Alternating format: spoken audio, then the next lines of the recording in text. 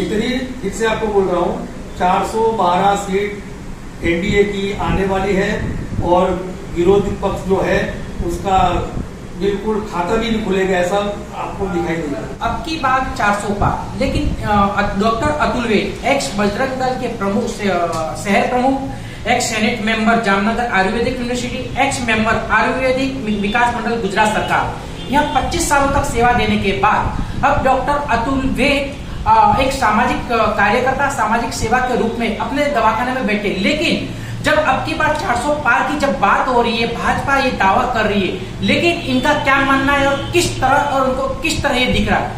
अतुल वेद जी, आपका Gujarat Chronicle news channel में स्वागत है। अब की बार 400 पार क्या है, किस तरह का आंकलन क्या कह रहा है? मैंने एक साल पहले मैंने आपको इंटरव्यू दिया, जबकि 400 की बात ही नहीं, बिल्कुल वो दावा नहीं हुआ था बीजेपी की तरफ से। कोई जगह पे 400 सीट आएगी बीजेपी की, ऐसी कोई जगह चर्चा भी नहीं थी। तब मैंने एक साल पहले आपको बताया था कि अब की बार 24 में बीजेपी 400 प्लस सीट लाएगी। तो आप लोगों ने मेरी मजाक भी बनाया था, यार डॉक्टर तुम ऐसे ही हवा में बातें करते हो।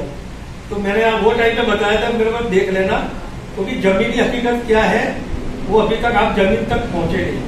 हम ऊपर से रिपोर्टिंग करके निकल जाते हो, लेकिन ये जमीनी हकीकत है कि 400 प्लस सीटें आने वाली है। पर मोदी जी खुद बोल रहे 400, पर आप 400 प्लस बता रहे हो, तो क्या आप आंतरिक को इसके पहले भी आपने कई इलेक्शन के लिए आपने जो भविष्यवाणी वो भी सिद्ध हुई, तो इसको किस तरह आपको लग रहा है कि 400 बार या 400 प्लस, इसकी जमीनी हकीकत क्या है? मैं कोई तांत्रिक नहीं हूँ, ना मैं कोई एस्ट्रोलॉजर हूँ। मैं इतना है कि महादेव की कृपा है, तो महादेव की कृपा के हिसाब से मैं हमेशा भक्ति में लगा रहता हूँ, क्योंकि अभी मेरी रिटायर्ड लाइफ है, इसलिए मुझे ज़्यादा कुछ करना नहीं होता है। लेकिन मैं, हाँ, मेरा शौक जो है वो न्यूज़ देखना होता है। पॉलिटिक्स किस तरह से देश में चल रही है उसमें मेरी नज़र रहती है, तो मैं सब चीज़ें बहुत बारीकाई से देखता हूँ, तब जाके मैं आपको कुछ बता सकता हूँ। तो इसीलिए मैंने आपको बताया था कि 400 प्लस सीटें एनडीए की होने वाली। अच्छा, सबसे बड़ी महत्व की बात ये है कि आप अभी भाजपा में एक्टिव हो, कुछ कामकाज है, कोई जवाबदारी साथी आपको? मैं अभी कोई जगह एक्टिव नहीं हूँ, तो फिर लेकिन ये कोई आकलन नहीं कर सकता। आकलन यानी आपको जो इसके पहले भी आपने 2022 के लिए भी कुछ आगाही की थी, 2017 में भी की थी, वो भी लगभग अप्रोक्सीमेट सच हुई थी। हाँ, तो मैं क्या बोलता हूँ कि मैं अभी कोई जवाबदारी में नहीं हूँ, लेकिन भूतकाल में तो मैं था। मेरा अटैचमेंट तो सब जगह है, तो और मेरा शौक का विषय है। मेरे को ये सब प्रिडिक्शन करना, फिर उसमें से कुछ निकालना, बहुत ऑब्जर्वेशन करके मैं बोलता हूँ, ऐसा नहीं बोलता हूँ, कोई हवा में बात नहीं करता हूँ। अच्छा, ये रूपाला जी का जिस तरह का रूपाला का ब्याज आया है क्षत्रिय समाज को लेके, क्या उससे कुछ फायदा होगा बीजेपी को? किस तरह देख रहे हो? 400 का आंकड़ा है ये, वो 400 के आंकड़े में रूपाला जी का जो भी स्टेटमेंट उन्होंने जो भी दिया, उसमें 400 सीटों में कोई फर्क नहीं पड़ेगा, ऐसा मेरा मानना है। लेकिन गुजरात में क्या फर्क पड़ेगा? कौन कौन सी सीटों में पड़ेगा? गुजरात में भी कोई जगह कुछ फायदा नुकसान होने वाला नहीं है। पर जैसे राजस्थान में भी इनपैक्ट वहाँ वोटिंग कम हुआ है, अन्य राज्यों में भी हिंदी भाषी जो बेल्ट है वहाँ पे भी वोटिंग कम से बता रहा है। वोटिंग कम हुआ है, उसके पीछे के कारण बहुत, एक तो गर्मी भी बहुत है और राजस्थान में तो गर्मी ऐसे भी ज़्यादा रहती है, ये सब कारण हो सकते हैं। बाकी ये स्टेटमेंट की वजह से वोटिंग कम हुआ ऐसा मैं नहीं मानता। तो आपका ये आंकलन है कि इस बार 400 नहीं, 412 और 400 प्लस अप्रोक्सीमेट इतना आपका? मैंने आपको एक साल पहले बोला था कि एनडीए को 400 प्लस सीटें मिलेगी।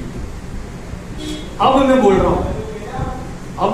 हूँ कि 412 सीट आएगी एनडीए को।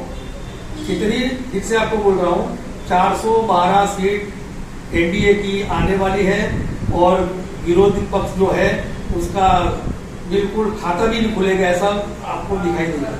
अच्छा, अगर 412 और ये आपकी आगाही या मोदी जी ने जो एनडीए का नहीं आता 400 से कम भी आती, तो फिर आप क्या करोगे?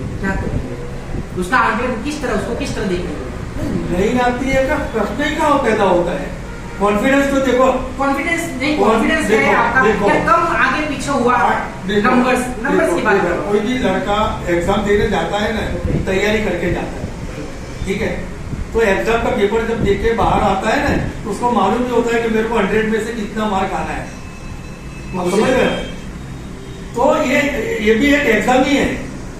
तो ये मोदी जी है, उनका पूरा बीजेपी का जो संगठन है, उन्होंने पूरी तैयारी करके ही बैठे हैं, ऐसे हवा में बातें नहीं करते यार। पर सबसे बड़ा पेपर फूटने का जो है, समझो कलंक मानो या जो हकीकत है, वो गुजरात में ही वो बना हुआ है।